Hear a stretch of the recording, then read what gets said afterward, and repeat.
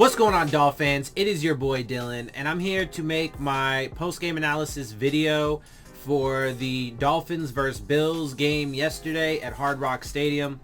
There is a ton to talk about. I'm going to give you the injury report that was leading up to that game for the Bills and Dolphins. So I'll tell you about the injured players and the inactives and stuff for the Dolphins going into that game. Because that is definitely important and is certainly relevant to the outcome of the game and how it played out. I am also going to briefly at the beginning talk about just injuries in general, because my God, were there a ton of injuries yesterday. Lots of them. Just the sheer number of them alone is pretty, astounding. But then, you have tons of like big name players with pretty serious fucking injuries. So I'm going to talk about that too, and then I'm obviously going to go into the breakdown of the game. I give you guys lots of details. So this video will likely be a bit lengthy, so, I appreciate you guys sticking through it. But of course, you can just watch what you want and watch it at your leisure. But I'm going to give you the stats and a quick, play-by-play rundown of the entire game, and then give you the commentary and analysis throughout. So let's go ahead and dive right into this. Let's start with just the injuries in general. I'm going to talk about this really fast. NFL Week 2 injury tracker. This is from CBS Sports. Latest on Saquon Barkley, Christian McCaffrey, Cortland Sutton, and more. Tons of injuries, including big names, including those guys. 49ers continue to be haunted by injuries to start the season. They saw a number of players get injured against the Jets, including Nick Bosa and Solomon Thomas. They were both carted off the field with moments off the field within mere moments from one another. Bosa was grabbing his left knee, was carted off the field, as was Thomas. After the game, Kyle Shanahan noted that Bosa likely tore his ACL. As for Thomas, ESPN reports that further testing on Monday is needed, but there's concerns that it's serious. And the reports seem that both of those guys have ACL injuries. Let's see, Jimmy Garoppolo also got an injury with an ankle. Didn't play in the second half. They also lost running back Raheem Mostert to a knee injury that is likely to keep him out multiple weeks. Next, you have Giants Saquon Barkley, who got an injury, and it appears to be a torn ACL for him. So he's out for the rest of the year. Receiver Sterling Shepard had a toe injury and came out of the game. Let's see, Tyrod Taylor didn't even play the game against or the game for the Chargers. He had a chest injury, but from the reports that I saw today, he never even played the game. He was supposed to start, but he got some sort of injection for some rib problem or something, and had a complication or a side effect from that, which is what caused him not to play. So Justin Herbert ended up getting a start, his first start there, and apparently he's week to week. So that's, to be fair, that's nothing game related, but it is injury related, and it is another player that is, just on the injury list altogether. And unfortunately, injuries could be a major component into why the NFL ends up shutting down at some point. Who knows? We have to wait and see. There's obviously a lot of things I think that could affect that. I'm still not totally convinced that the NFL is going to be able to have a full season because of multiple reasons, and it could be all of them together that cause the NFL to cancel the season at some point. It could be injuries, which was unfortunately expected, but also part of the reason why I think it's heinous that the NFL even pushed so hard to have the season in the middle of a pandemic, which of course could be part of the reason why the NFL shuts down, not to mention the civil unrest, etc. But they expected there to be an ungodly, or an uptick in injuries, and there have been, and tons of serious ones. Let's see, Panthers running back Christian McCaffrey didn't return. I think let's see, Matt Rule said he can't speak to the possibility of playing McCaffrey on injured, or placing McCaffrey on injured reserve, which would shelf him 3 weeks. I saw something, I can't remember off the top of my head. He is expected to miss more than a month, and it appears to be an ankle injury. So Yeah, anyway, whatever. We'll just, if there's anything about that later, maybe I'll, note it somewhere, but whatever. So Christian McCaffrey is going to be out for probably at least a month. Let's see, Colts wide receiver Paris Campbell was carted off the field in the first quarter against the Vikings. It appears to be a MCL injury. Let's see. And that there's a low % chance of his return this season. They also lost safety Malik Hooker due to an Achilles injury. He did not return. Let's see. And it was reported Monday he suffered a torn ACL and will miss the 2020 season.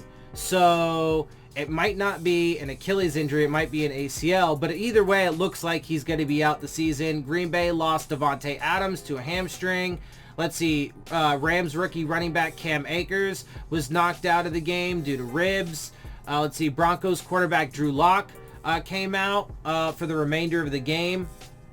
And let's see, it's a shoulder injury, and from what I saw, it looks like he's going to be out for at least a few weeks, but he'll probably return. They also lost Cortland Sutton to a knee injury. He did not come back in. He is out for the year because it is a torn ACL. So like I said, I mean, there were tons of torn ACLs just in this week, right? And we still even have football, a game today, right? Monday Night Football tonight. I think it's like Raiders Saints or some shit, right? Dolphins lost high-priced cornerback Byron Jones to a groin injury. Obviously, we know that, which is super unfortunate, obviously, but it didn't even really seem to matter because our defense got shredded through the air yesterday, which we'll talk about in a minute. But that is also concerning because we play the Jags on Thursday. So, and what I saw was reports are likely that he's not going to be there. Let's see. Anthony Barr is out. He had a shoulder injury, but he apparently suffered a torn pectoral, which is going to make him miss the rest of the season. They also lost running back Mike Boone to a concussion. Let's see, Jets lost wide receiver Brashard Perryman due to an ankle injury. Seahawks lost star linebacker Bruce Irvin, who has tore his ACL. I mean, like, Jesus Christ, dude. It's fucking, like, how much of this are they gonna have to fucking take? Right? At some point, they've been lucky the first few weeks. There have been no positive tests of corona. But I can't imagine that it's not going to affect them at some point. So, like, I mean, this season, I told you guys, no matter what, this season is going to be a fucking shit show and a giant mess. And it already is. I mean, in more ways than one. This is obviously the most notable and certainly grabbing headlines, but it is, anyway. Let's see, Washington football team guard Brandon Scherf suffered an MCL sprain, so he's going to be out for at least 3 to 5 weeks. And let's see, Eagles lost starting guard Isaac Sumalo. He's going to miss some time with a knee injury. And I think there was even more than that, honestly. I just don't remember it all, and it wasn't necessarily all in that one article. So there's a lot. It's fucking nuts. And unfortunately, it's not going to get any better. So anyway, it's something, it's so frustrating because it's just another one of those reasons. Like when you take into account the dangers of trying to put this on in the middle of a pandemic, the football season in the middle of a pandemic, and it's not just the effects that the virus could have on you right now, right? So like, if at some point, right, there have already been plenty of players in the NFL that have tested positive, but if there is some point an outbreak or whatever, right, any of these players that get it could have long-term side effects that could end up killing them, literally killing them at a later date. So we could have random deaths, players or coaches randomly dying to something that was, a side effect of the virus, like next year or the year after. Like, why would you want to risk that? That's just insane. So the fact that they put it on in the middle of a pandemic for only 2 reasons. One, the primary reason, and the only reason that the NFL and the owners care about is their profits. Okay? They want to make sure that they can continue to rake in millions upon millions of dollars, right? That's all they give a shit about. But then for fans and for us, it's entertainment.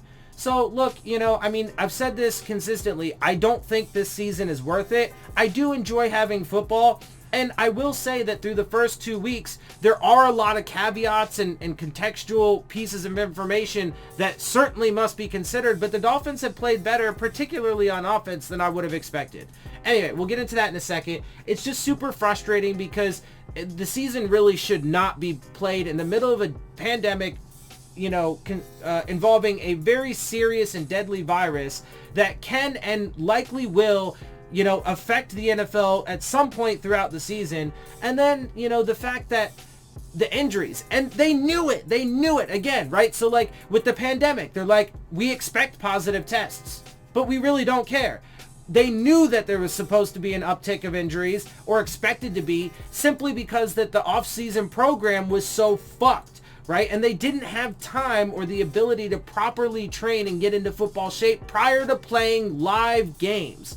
And so they expected it, but they don't care. They just literally don't care. They don't give a fuck. So anytime the NFL or the owners or anybody in a position of power that represents the NFL says they give a fuck about player safety, it's not true. It's just flat out not true. And the evidence is there, let alone the myriad of other examples throughout the history of the NFL, the way that they hid CTE, so on and so forth, blah, blah, blah, bullshit, right? Anyway, so, I mean, I don't want to go off on too much of a tangent with that. You guys know how I feel. It's super fucking frustrating. Anyway, let's get back to the meat and potatoes of what's going on. Let's talk about the injury report real quick going into it, because this is huge. The Bills were without linebacker Matt Milano, linebacker Delshon Phillips, and linebacker Tremaine Edmunds. Now, Tremaine Edmunds and Matt Milano were huge. During the game, if you noticed, the Dolphins almost exclusively had success when targeting the middle of the field, right? We would not have had that success if Matt Milano and Tremaine Edmunds were there. Matt Milano has a hamstring, Tremaine Edmunds is a shoulder. Their injuries are likely not serious enough that it'll keep them out for the season. They will likely be back. If they are back for our next meeting, that's going to be in Buffalo sometime in the winter, then my guess is likely we will not have that same success. I don't know. We'll see. I hope so. But it will certainly be a lot more difficult with those guys there. And I definitely 100% believe that was one of the big factors. When we talked about it, obviously, beforehand, that this was going to be huge and something the Dolphins absolutely had to focus on, and they did. So good on them for that, and they kept it close. That was one of the things, though, that was major, right? So the Dolphins definitely, at least on offense, the defense did not play very well. Again, last week and this week, the defense has not played very well, really at all, if I'm being honest. And, whatever. So, and it's unfortunately likely to get worse with, the injuries that are, cropping up. Landon Roberts was out of this game with, a concussion. I don't know if he's going to be ready for the game against the Jags. Byron Jones is likely not going to be in that game. Noah Igbenogany, Igbenogany, was not ready for it. He got dusted all day, but so did everybody else. I mean, they just blew us up. Anyway, so, at the end of the day, the Dolphins, there were definitely bright spots. There was definitely stuff to build on. There was some impressive moments. I mean, the offensive line actually played pretty fucking solid these first 2 weeks.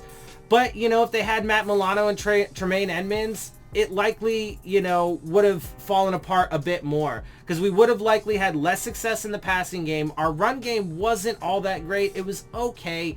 Definitely need to pick it up there, though. And, their defense actually did a pretty solid job throughout the day.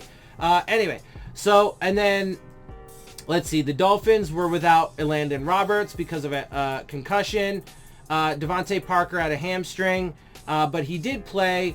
He was, he had some catches for some yards, but he wasn't dominant. And that is a problem, though, because Devontae Parker needs to be dominant for us. If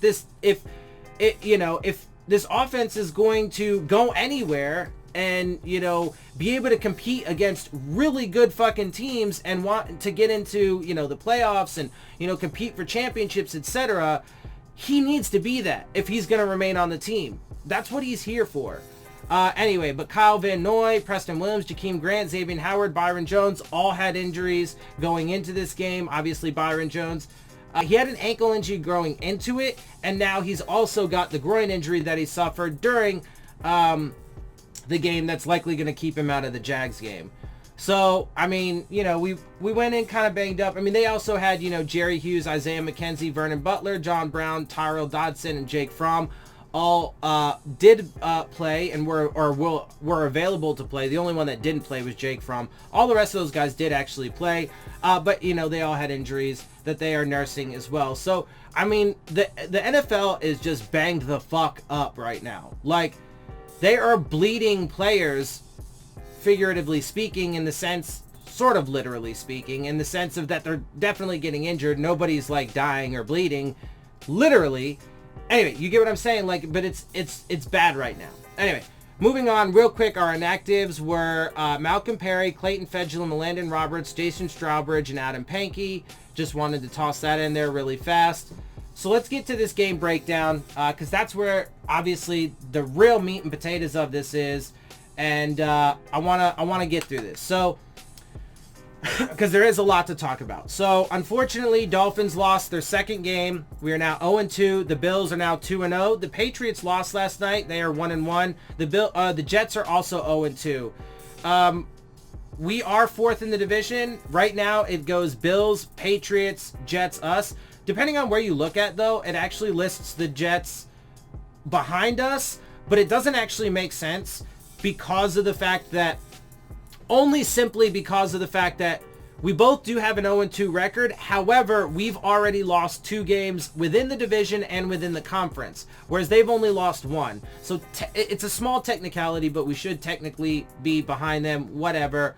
We're kind of tied for third, fucking in the bottom of the basement. I think ultimately it's going to be, you know, I've said this from the beginning, Bills, Patriots, Jets, Dolphins, because look, the Jets certainly have a long way to go. They have their issues. I don't think, you know, Le'Veon Bell and Darnold are going to be there for too much longer. I think Gase is going to want to, you know, make some changes there, and, you know, has a long way to go. I did like his draft, whatever. Anyway, point is, I do think they are going to scrap out some wins though, you know, and I think that likely they will end up having more than us, or somewhere around the same amount. I think the Dolphins ceiling is probably 5, 6 tops. But we'll have to see. I mean, you know, injuries obviously are going to play a big role, but I think that the Jets will end up squeaking ahead of us.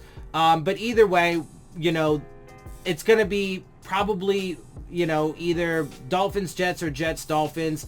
I'm pretty sure that the Bills are going to win the division, and the Patriots will be behind them.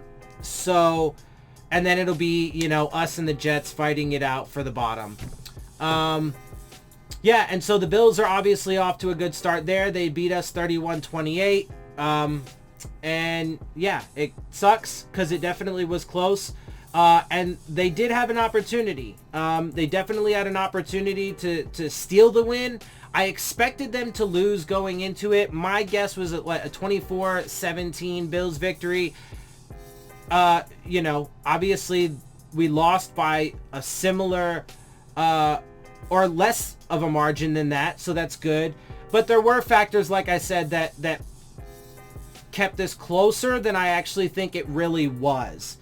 I'm not trying to be pessimistic, and I want people to understand that I really do think that there were good things to build on in this game. But when you get into these details that I'm about to get into, and you take in some of the further context, I really do believe that ultimately it would have probably been a bit more one-sided. We probably would have scored a little bit less, and they would have probably scored a little bit more, or maybe somewhere around the, you know, where they did, if a couple things were different, right? So initially, if they had Matt Milano and Tremaine Edmonds, I can virtually guarantee you we would not have had nearly as much success pounding the middle of the field as we did. So that would have taken a good portion of, you know, our production off the table. I'm pretty sure. I don't know. I could be wrong, but those guys are studs in the middle of that defense. So that's my guess. having said that, additionally, I mean, like, if you looked at the Bills' very first drive, the first play of the game where Byron Jones actually got hurt, Stephon Diggs should have had a touchdown catch. It would have been a catch and a long run, but, you know, Byron Jones goes down with his injury. It's unfortunate. Maybe, you know, if he didn't get injured, he would have been able to get a tackle. I don't know, whatever. But either way, he goes down. Diggs should have had a touchdown catch. Allen just overthrew him a little bit.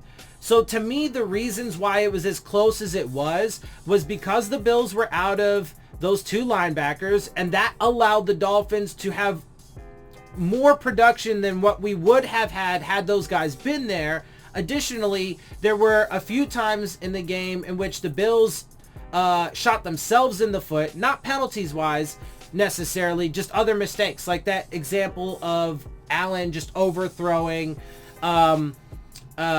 Diggs. Now, they did have more penalties than us, but I also will say that from my perspective, the penalties favored us, but there were some bullshit calls. And I will mention more in detail as we go along and I actually get into the play-by-play analysis. So let's start getting through these stats and stuff so we can get the full picture of what's going on. Because like I said, that actually does help to really describe, you know, well, first of all, it actually presents some questions, but then it does help to give you the full picture so you can understand why the results were the way they were. So the Dolphins ended up having 410 total yards. They had 524. We had 311 passing. They had 413. Like I said, I don't think, you know, I think you could probably shave off like 100 of those yards if they had Tremaine Edmunds and Matt Milano there, right? So that's my guess, rough guess. We probably would have had somewhere around 200-ish passing yards, right?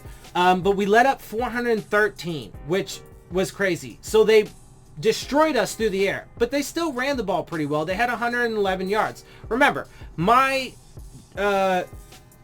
baseline for a solid game, just yardage, it's, you know, an arbitrary number, but it's, you know, it's a threshold I have. 300 passing yards and 100 rushing yards. The Dolphins actually got right about there, but they still weren't able to win, right? Well, that's because in part they gave up 413 yards through the air and then still 111 yards on the ground. The Dolphins improved their yards per play. We had 5.7 from like 4.6 from last week, so that's good, and that's a decent yards per play. We had 99 rushing yards, by the way. So we were about there at those minimum thresholds of a solid game, a good statistic game offensively. 5.7 yards per play, no fumbles, no interceptions, 41% third down rate, conversion rate, which you still want that to be higher, but that's solid, and it was an improvement from last week.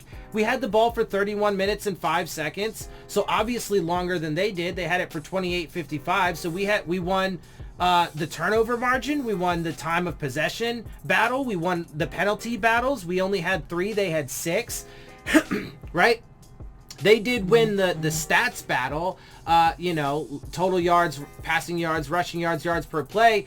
But with a lot of those things and with the way that, you know, we saw the Dolphins play, you're like, well, they did a lot of things right, man. You know, why couldn't they win? Well, because part of what I'm saying is in my evaluation, they didn't actually play as well as it would seem, right?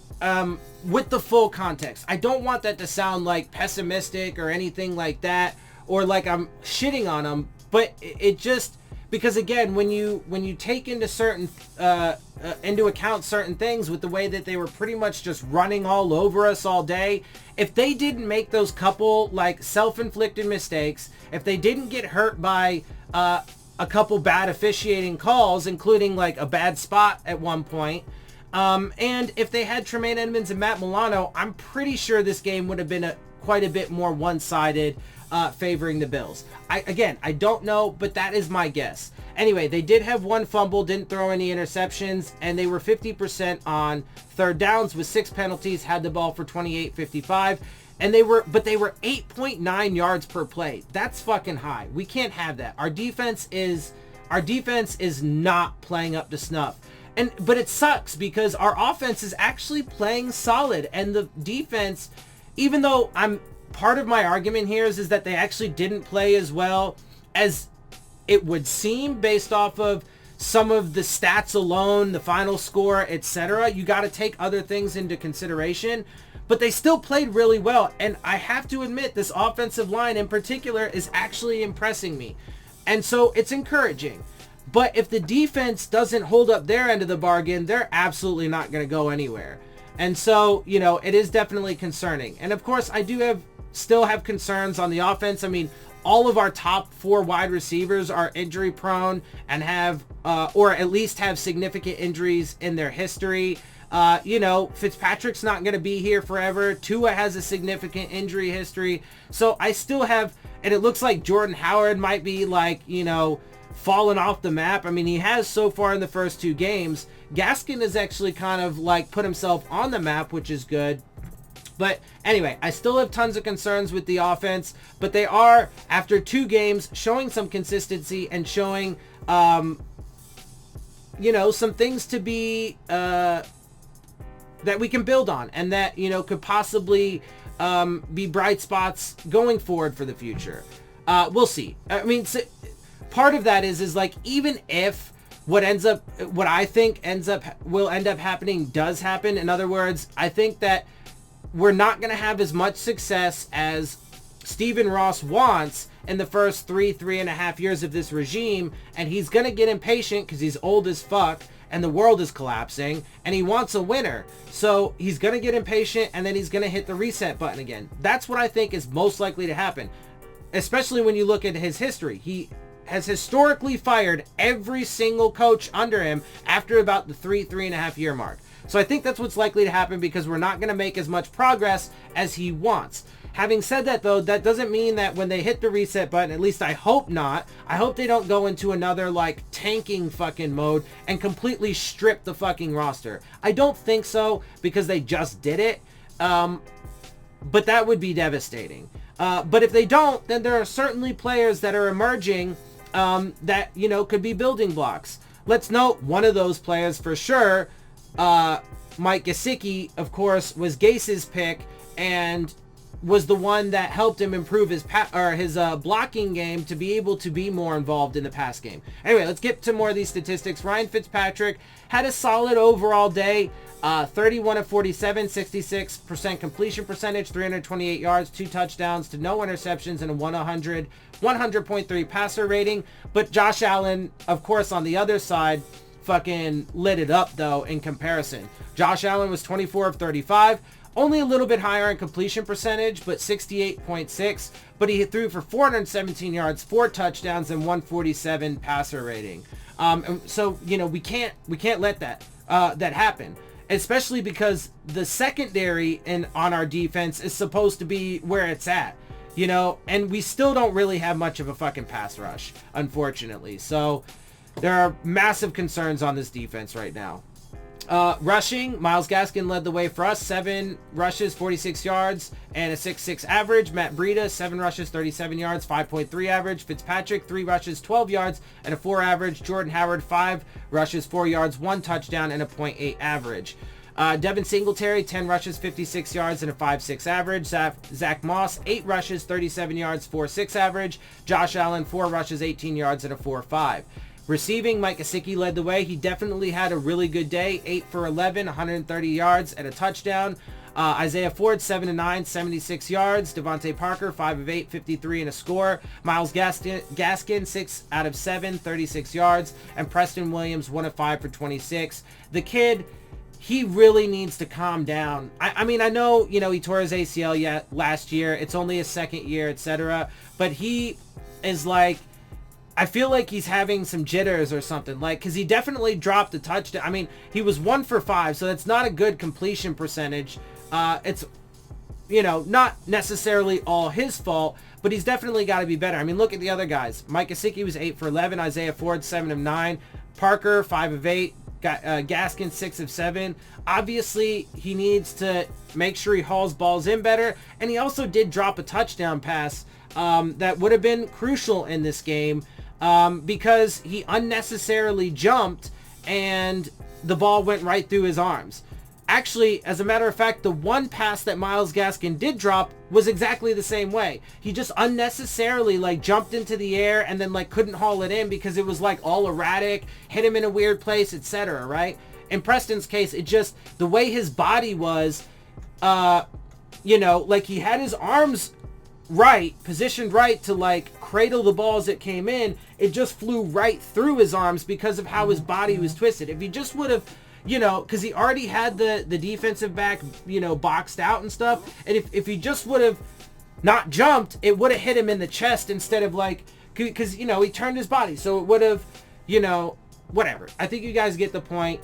He's got some things to learn, but he is, you know, hopefully going to be a stalwart on this offense for years to come. Hopefully he doesn't get injured anymore, because he does have an ACL tear in his you know, injury history now, so that'll be something to keep an eye on. But other than that, I don't think he's really had many injuries, so I don't know he's quite to the point of injury prone like, let's say, Jakeem Grant and Devontae Parker are. But anyway, let's see. Stephon Diggs was 8 of 13, 153 yards and a touchdown. John Brown, 4 of 6, 82 yards and a score. Cole Beasley, 5 of 6, 70 yards. Isaiah McKenzie, 2 of 2, 47. Excuse me. Dawson Knox, 1 of 3, 38. Devin Singletary, 2 of 3 for 20. Gabriel Davis, 1 of 1, 6 yards and a score. Reggie Gilliam, 1 for 1, 1 yard and a touchdown. Matt Breida had a fumble at one point in the game, but he managed to recover it. Dawson Knox had a fumble that he lost. That was the one turnover that we got. Defensively, Nick Needham was 6 of 6, had 6 solo, 6 assisted tackles. He led the way for us in that way. But let's say Nick Needham also, and I pointed this out last year, right? And he was definitely one of, you know, the bright spot carryovers, particularly obviously in the secondary, but he makes a ton of mistakes. He makes as many mistakes as he makes, and like penalties and stuff as he makes big plays, which is a problem. Actually, it might even be more than that, because at least so far this year. Last year it was pretty even. Like, he would make some flash plays, but then match it with a penalty or something, right? But this year it seems to be more outweighed to the other. So, you know, don't be misled by that. He did have, you know, the most tackles yesterday, but he's still got a lot to improve upon. And he was victimized just like everybody else in that pass game yesterday. Kyle Van Noy had 4 solo tackles with the forced fumble and a pass defense. Noah Igbenogany, his name is so hard, had 4 solo tackles and a fumble recovery. He was the one that recovered Kyle Van Noy's forced fumble. But let's note, he also got burned yesterday. He just so happened to be in the right place to pick up that fumble. But good on him for it. But he got destroyed in the passing game yesterday. Devon Gottschall had 3 solo, 3 assisted. Eric Rowe had 1 solo, 1 assisted and a pass defense. Emmanuel Ogbah had 1 solo, 1 assisted and a half sack. And Andrew Van Ginkel had 3 assisted tackles with a half sack. Conversely, Levi Wallace for the other team, for the Bills, had 7 solo, 3 assisted tackles and a pass defense. Micah Hyde had 6 solo, 3 assisted with a pass defense. Tyrell Dodson, 5 solo, 2 assisted, a tackle for loss, and 2 pass defense. Jordan Poyer, 4 solo, 4 assisted, 1 sack, 1 tackle for loss. And look at the secondary stats here. Not only do they have more players, and this actually is a general theme that you've seen with Dolphins games, probably for the past several years. I wouldn't know necessarily, but definitely for the past couple years, because the past couple years, obviously, I've been doing my channel and I've been really super in depth with this. But not only do the opposing teams have more players involved, right? So, you know, the list of players involved on defense is longer. They all generally have more tackles, and there's a lot more secondary stats. So you get more sacks, more tackles for loss. They had 8 passes defensed, right? AJ Klein, 4 solo, 1 assisted. Ed Oliver, 4 solo, 1 sack, 1 pass defense. They had 4 sacks, I think. Tre'Davious White, 4 solo, 2 passes defense. Teron Johnson, 3 solo, 2 assisted. Vernon Butler, 2 solo, 2 assisted and a forced fumble. Mario Addison, 2 solo, 1 assisted and a sack and a tackle for loss. Jerry Hughes, 1 solo and 1 pass defense. Now, normally on these lists, if they have less than 3 solo tackles, I don't put them on the list. But when you see guys like Butler with 2 of 2, Mario Addison 2 of 1, Jerry Hughes 1 and 0, I put them on there because then they also had other stats, right? A tackle for loss, forced fumble, pass defense. And you get a lot of that from the opposing defenses, and you don't get as much of that as we need from the Dolphins defense. They need to be a lot more active, especially coming from a Brian Flores defense that's supposed to be fucking amazing, right? So, you know, they need to pick that shit the fuck up. Anyway, in the kicking game, Jason Sanders was 2 of 2 on his field goals with a long of 52 and 2 of 2 for his extra points. Tyler Bass was 1 of 1 for his field goals, for his only field goal, a long of 39. It was 39 yards, and 4 of 4 on his extra points. Punting, Matt Hawk had 5 for 52.4 average, 3 inside the 20, and a long of 63. I do like Matt Hawk. He is a really good punter. Yeah, I don't know what else to say about that. So that's cool. But also, he was brought in the Gase regime, right? He was a carryover as well. Corey Bojorquez for the other team had 4 punts, 41 average, 2 inside the 20, and a long of 45. We didn't have any kickoff returns. They had just 1 from Jaquan Johnson. It was a negative 1 yard, so he lost a yard. Punt return, Jakeem Grant had 2 with a 5.5 average, along of 10. Andre Roberts had 2 returns, 9 average, along of 11. All right, now let's get into we just went through all the stats. Now let's get through this, breeze through this play-by-play analysis of the entire game, because there are some things that I do want to mention that I haven't yet. As we get through it. So let's see. In the first quarter, the balls received. The Dolphins won the toss. They deferred.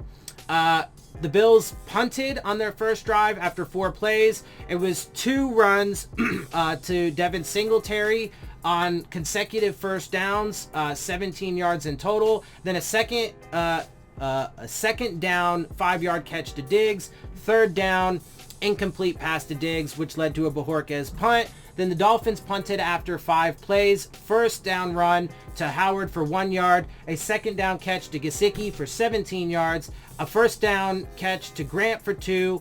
And then a second down incompletion to Parker. And then on third down, Fitzpatrick was sacked for no loss just at the line of scrimmage. But it went to Oliver, then a Hawk punt. Then the Bills score a touchdown on their next drive after 11 plays. First down run to Moss, then followed by a first down run to Moss, then a second down catch to Diggs of 25 yards, then a first down incompletion to Knox, a second down incompletion to Diggs, third down 15-yard catch to Brown, first down 16-yard run by Allen, first down 26-yard catch by Beasley, first down 8-yard catch by Diggs, second down no gain run by Davis, third down 5-yard catch by Beasley, which also had a Nick Needham pass interference call, but they declined it because they ended up getting a first down. And then on that first down, Gillum received the 1-yard touchdown catch, followed by a Bass extra point. Then the Dolphins score a touchdown. They answer on their next drive. First down play, 13-yard catch to Ford. First down, 3-yard run to Gaskin, followed by a 13-yard catch to Gaskin on second, a 1-yard run to Gaskin after that, and an 8-yard run after that on consecutive plays, 9 yards in total. Then Breida goes with a 9-yard run on third down, an incomplete pass to Williams on first, followed by a 26-yard catch to Williams on second down, then an incomplete pass to Shaheen on first, followed by a 2-yard touchdown catch to Devontae Parker on second down, followed by a Sanders extra point. Then on the very next drive, as a matter of fact, the very first play of the next drive, the Bills lose a fumble. It was a first down, but it's funny because the play actually was a big play. It was a first down play to Knox. It was a 38-yard catch, and then Knox fumbled it. Kyle Van Noy got the fumble, and Igbenogany recovered it. And then, so Dolphins take the ball from there. We ended out the first quarter just after one play. It was a first down, 4-yard catch to Shaheen. We ended up going 3 and out on that drive, obviously carried over into the second quarter. Second down was an incompletion to Parker, and then third down was an incomplete pass to Williams. There was a holding penalty on Solomon Kinley, our right guard, but that was also declined because it ended up being a fourth down. So there were a couple penalties. So we only had 3 penalties in the game, but those official stats are only accepted penalties. So there were those 2 declined penalties on us, so 5 in total, I think. I think that was it. Anyway, then there was a Matt Hawk punt. The Bills then get the ball. They score on their next drive after just 5 plays. A 4-yard catch to Beasley on first down, a 1-yard run to Singletary on second, followed by an 11-yard catch to Beasley on third, a 46-yard catch to McKenzie on first down, and then a 22-yard touchdown catch to Diggs on the following first down, and then a Bass extra point. The Dolphins get the ball back. They punt after 6 plays, an incompletion to Breida on first, a 3-yard run to Breida on second, 14-yard catch to Ford on third, 2-yard catch to Breida on first, a 1-yard loss on catch to Bowden. I think it was a screen play, if I'm not mistaken, and he got tackled for a 1-yard loss. That was second down. Ford had an incomplete pass thrown to him on third, and then Matt Hawk punted. I just got a update real quick that Nick Bosa has in fact torn his ACL, and he will miss the remainder of the season. So add that to the injuries, confirmed injuries, and add that to the long list of ACL tears just in this week. Anyway, Bills then get the ball and they kick a field goal after 13 plays. It was 4 consecutive runs by Moss, totaling 27 yards on a first and second downs. And then the next play was a first down, 16-yard catch to Diggs, 18-yard run by Singletary on first down after that, then a first down incompletion to Brown, followed by a second down incompletion to Singletary, and then on third down, Allen goes to throw the ball away because Emmanuel Ogbah got some pressure on him, and then Needham has a 5-yard holding penalty, which gave them a fresh set of downs. It was an incomplete pass to Knox on first down after that, and then a 3-yard run to Moss on second down after that. There was a 15-yard blindside block on McKenzie, which ended up with a replay of downs. So, second and long after that. But from my perspective, and this is part of why I said the Bills got victimized by some bad calls, this was definitely a bad call. 100%. Because they called it a blindside block, but when you look at the replay, McKenzie did not it was Igbenogene that took the hit. But if anything, it was just like a pick in basketball, right? So when you look at the replay, he goes there, he stood in place, and he just stood there. And it was shoulder-to-shoulder contact, so it wasn't like head or neck area, anything like that. He wasn't even hurt, whatever, nothing, no big deal. But Igbenogene ran into him, right, as well. So, unquestionably, there was just no penalty there. But, whatever. It is what it is. They still ended up winning, so they were able to overcome it. But that's part of what I'm saying. If they didn't have that and a couple of their own mistakes, and if they had those 2 players in their linebacking unit, I think this game would have been a bit more one-sided. Anyway, following the next second down play, or on the next second down play, the replay, it was a 4-yard run by Moss, then a 15-yard catch by Brown on third down, followed by a 39-yard field goal from Bass on fourth. Following that, the Dolphins go 3 and out. It was a 7-yard catch to Parker on first, an incompletion to Ford on second, and then Fitzpatrick got sacked by Mario Addison for 8 yards on third down, and the 2-minute warning happened at that time as well. Following that, Matt Hawk punted, and there was also an illegal block in the back on Buffalo penalty on them, which obviously then set them back a bit on the return.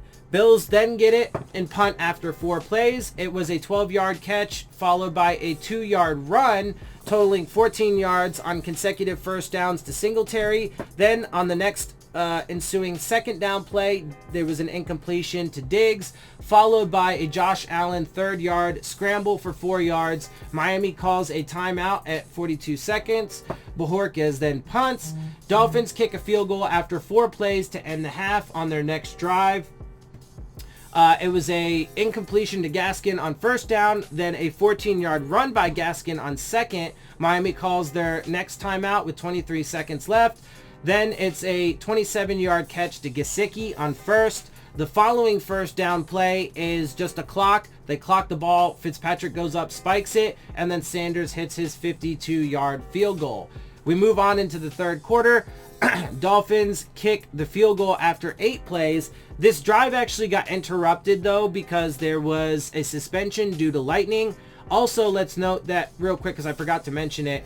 I watch my games on Sunday Ticket, and so I missed a good portion of, like, I think 2 drives or whatever in the second quarter because there was they lost power. The stadium lost power, which is fascinating. And so you know, I didn't have the stream for about two series, and so that was unfortunate. But anyway, the game ended up getting delayed by 36 minutes in the third quarter on the Dolphins' next drive due to lightning in the area. So it is what it is. It's South Florida. Thankfully, it wasn't too long, little over half an hour, whatever. But we did end up kicking a field goal on that drive. It was an incompletion to Parker on first down, then a 15-yard catch by Parker on second. That's when the game was suspended due to the lightning. 36 minutes. We had to come back. Then on first down, coming back after that, it was a 12-yard catch to Gesicki, then a 20-yard catch to Parker on the following first down, and then a 9-yard run to Gaskin on that following first down. Then on second down, Gaskin got a 13-yard run. But unfortunately, we got a penalty. It was an illegal block by Parker, 10 yards, which was a replay of down, replay second. Breida then gets a 2-yard run, followed by a 6-yard run to Williams on third. Catch. I'm sorry. 6-yard catch to Williams on third. And then Sanders kicks a 45-yard field goal on fourth down. Then the Bills get the ball and they punt after 5 plays. A first down pass to Diggs for 9 yards, then a 3-yard run to Singletary on second, an 8-yard catch to Singletary on first, then a no-run gain to Singletary on second with an incompletion to Diggs on third, a Bojorquez punt after that. Dolphins get the ball back, and they had a turnover on downs after 12 plays. There's some credit I want to give to Brian Flores in a minute. And I also want to note that you can tell in the way he's using his challenges already to this point, it's way different than last year, right? I'll get into that a little bit more in detail in a second. Anyway, Dolphins turnover on downs after 12 plays, a 14-yard catch to Ford on first down, 23-yard catch to Gesicki on first down after that with an additional 15 yards because of a Micah Hyde unnecessary roughness penalty. Then on the ensuing first down after that, a 9-yard catch to Parker, then a no gain catch to Gaskin on second, a 1-yard run to Howard on third. Then on the following first down, because Howard picked up the first down with that run, he gets a no gain run. Buffalo calls a timeout at 4:47 left in the third. Second down play is a 12-yard catch to Gesicki, then an 11-yard run to Breida on first, a no-gain run to Howard on the following first, no-gain run to Fitzpatrick. At this point, they're already at the goal line, okay? That's second down. Then on third down, it was an incomplete pass to Gesicki, and then on fourth down, it was an incomplete pass to Williams. This is the one that went straight through Williams' hand. He totally should have caught it. So part of the credit I'm going to give to Flores is in his aggressiveness this year. Right? So, first of all, good to go for it here. Absolutely. You're like on their 1-yard line. You might as fucking well. They're going to start, backed up if you don't get it, which unfortunately we didn't because, Williams dropped it.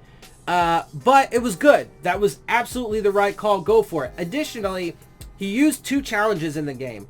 The second one I would not have used. I'll get to that in a minute.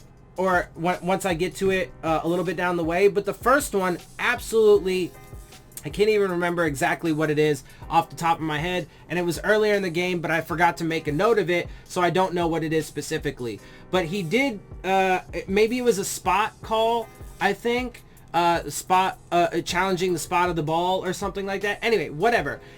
I don't think he even ended up winning it, but it was a good call, right? Because there was definitely a chance you could win it.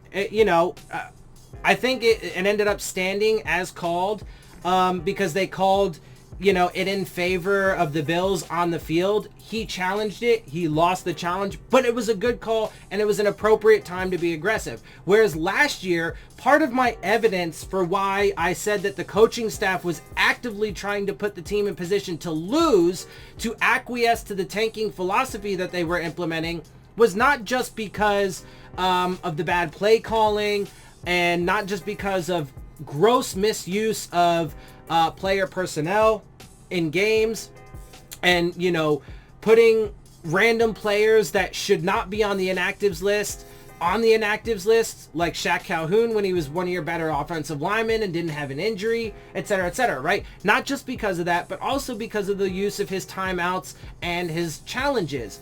People were giving him like all kinds of credit last year for being aggressive, but he was aggressive in times where it made no sense to be aggressive. Like he challenged and then subsequently lost. Like he lost the majority of his challenges last year. And you could just say, oh, well, he's learning as a fucking first-year head coach. I don't buy that at all.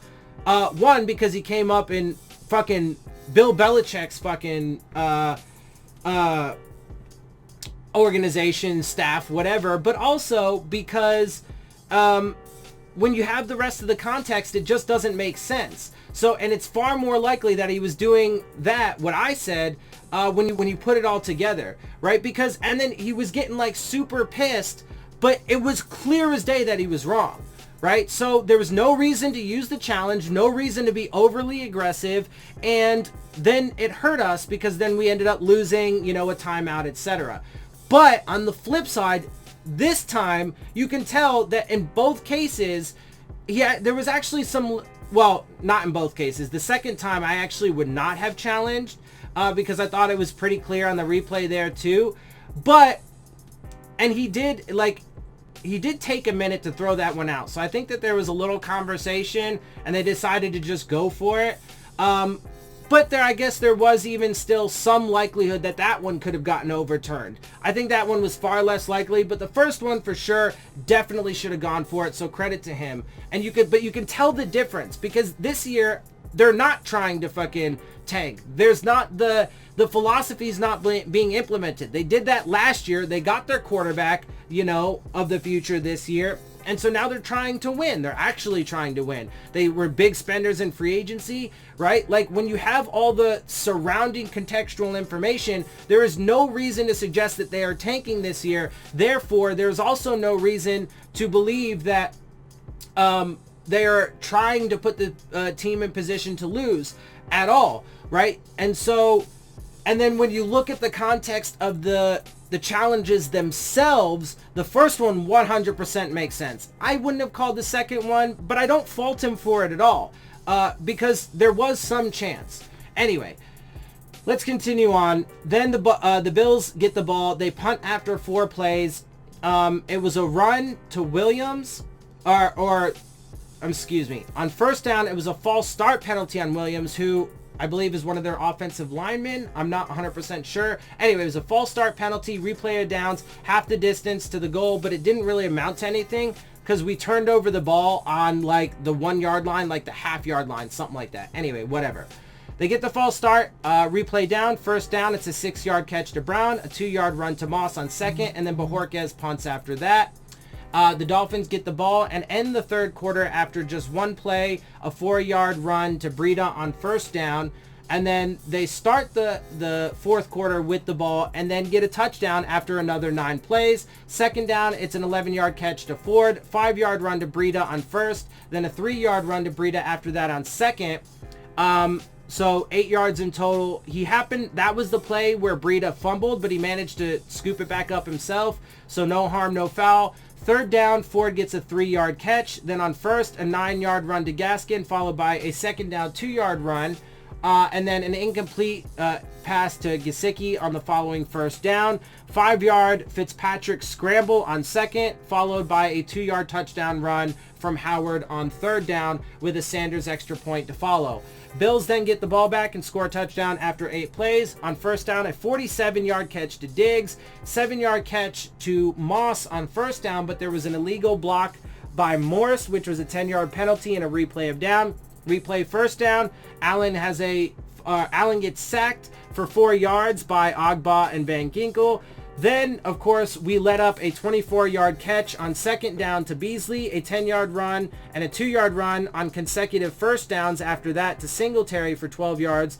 Incomplete pass to Beasley on second after that, and then a 6-yard touchdown catch to Davis on third down after that with a Bass extra point to follow.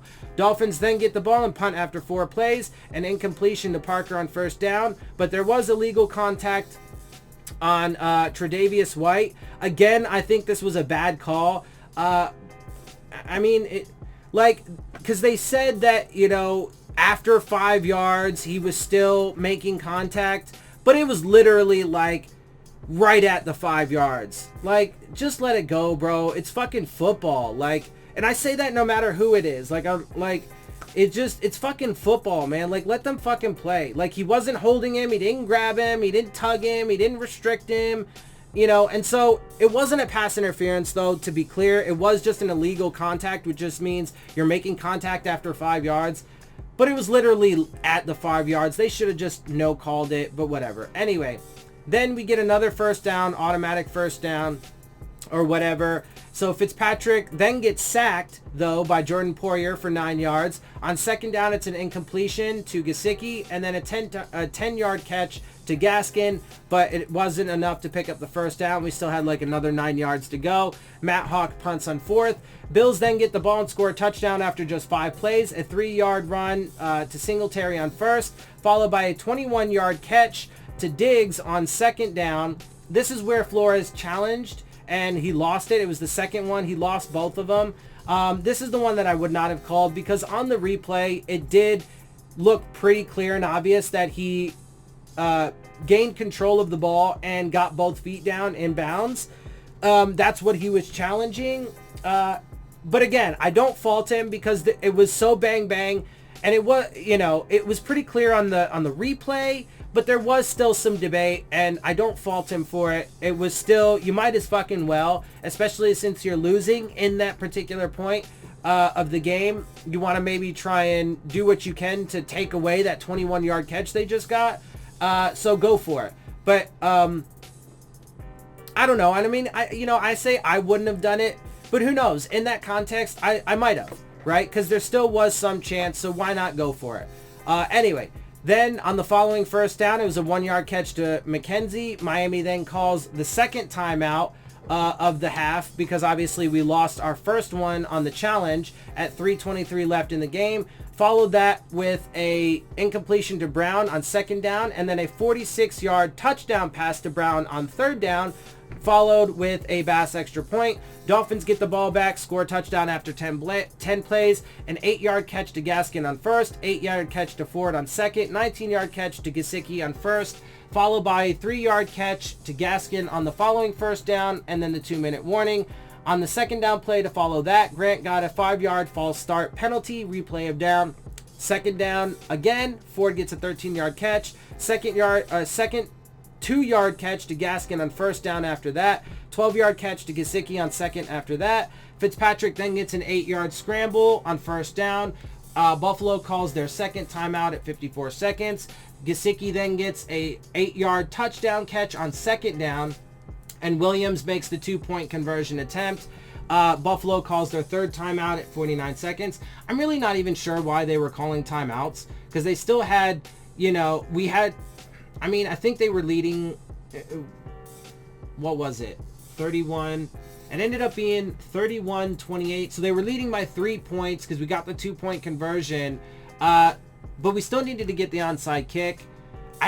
No matter what, they wouldn't have had time. Even if we would have managed to get the onside kick and score or tie the game, they would have, I don't know why they were trying to conserve time. Anyway, small point, whatever. It is what it is. The Bills then get the ball back, and they, you know, just killed the clock, knelt the ball twice, and that was all she wrote. They won 31 to 28. And so now they are 2-0. We are 0-2, and we have a short turnaround to play the Jags on Thursday. Yeah, so that's that. Again, just real quick recap. They played a solid game, and definitely in these first two games, the offense has played better than I would have expected, but the defense is not playing well at all. I actually thought it was going to be the reverse of that. I was wrong. So the offense is doing better, and that's encouraging. And there was definitely some good stuff yesterday. However, I do believe that overall it would not have been that close had they had Matt Milano and Tremaine Edmonds, didn't shoot themselves in the foot with a couple, like, you know, missed throws. And then if they weren't, you know, hurt by some bad calls as well, I think it would have ended up being a little bit more one-sided. Anyway, like I said, quick turnaround. I will be doing my preview video for the Jags game on Wednesday, so check that out. And then I will obviously also be doing a live stream reaction video for that game. So make sure you join me for that. With that, I am going to get out of here because this video is now about an hour long. So again, I appreciate you guys if you know, watch all of it. I doubt you will, but watching any of it, thank you.